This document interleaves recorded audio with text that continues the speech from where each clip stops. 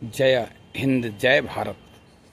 भारत के प्रधानमंत्री ने 10 मई को एक अपील की और अपील भी बड़ी ज़ोरदार, जो भारत की बहुसंख्यक भारत से तो कहीं मेल नहीं खाती। उन्होंने कहा हम 1 साल तक भारतीय कोई सोना न खरीदें।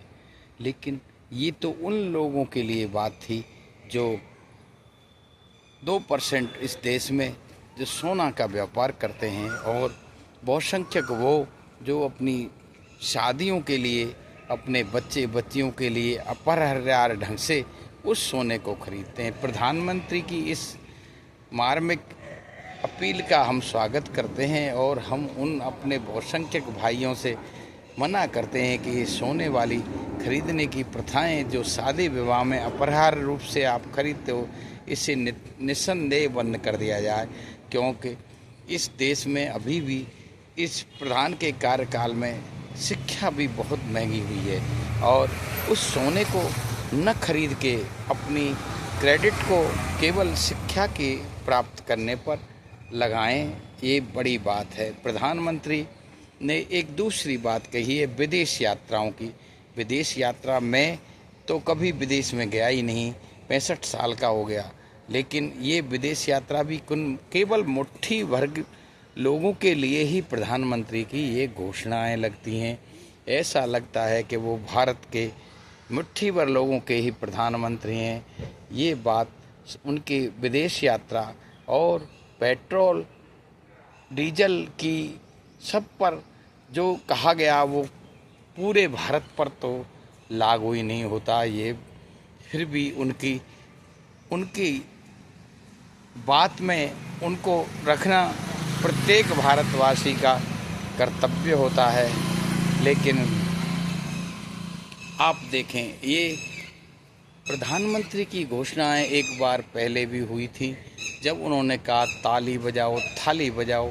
वैज्ञानिक दृष्टिकोण से परे हमारे प्रधानमंत्री कुछ भी बोल देते हैं। वो अत्यधिक ज्ञानी हैं, महाज्ञानी हैं, कोई कभी विश्व गुरु बन जाते हैं।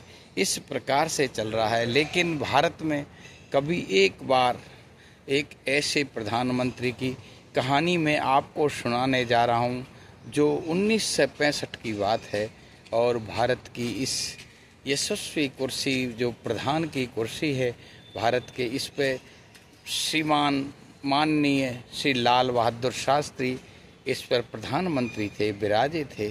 बिल्कुल सत्य और सादगी की प्रतिमूर्ति। उन्हें न किसी अपने गरीबी को ढकने से, मतलब झूठ तो वो बोलते ही नहीं थे, जुमलों की बात तो दूर दूर की थी।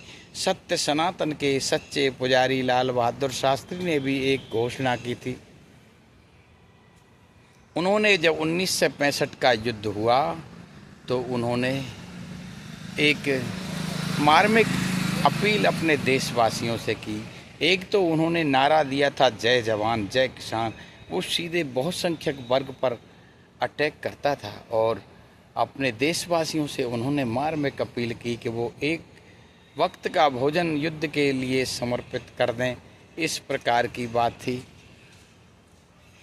उस सत्यवादी प्रधानमंत्री लाल बहादुर शास्त्री की बात को भारतवासियों ने ब्रह्म वाक्य की तरह लिया, और उसको बहुत सारे बहुसंख्यक लोगों ने ही इस्तेमाल किया। जो लोग कुछ इसके बारे में जानते थे, उन्होंने सुनाम धन्य उस प्रधानमंत्री की सादगी के प्रतिमूर्ति लाल बहादुर शास्त्री की बात को माना। अब प्रधानमंत्री आप देख रहे हैं, जो दिन में 5 बार खुद ही कपड़े बदलते हैं, 8,000 करोड़ के विमान पर चलते हैं। फिजूल खर्ची की तो बात ही छोड़िए, किस प्रकार से मेकअप वाले और उनकी टीम में कितने लोग हैं।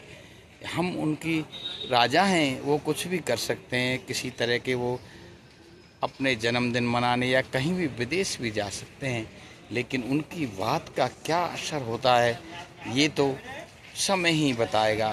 क्योंकि सत्य का ही असर होता है, और जब झूठ बिखरने लगती है, जब अपने विकृत रूप में झूठ का झरना चलने लगता है, तब निस्संदेह ये उतार पर हैं प्रधान। और क्योंकि पहले शुरू से ही जुमले जो किए न 15 लाख आए, न कोई बात आई, न अच्छे दिन आए।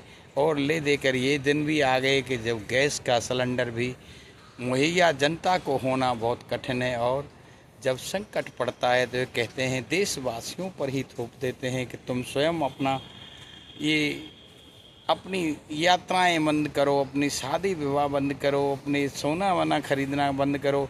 ये सब चीज़ें जनता के ऊपर ही डालने वाले ऐसे प्रधानमंत्री की जो पुकार है, इसको अवश्य मेरे देशवासी मानेंगे, ऐसा मेरा विश्वास है। जय हिंद, जय भारत।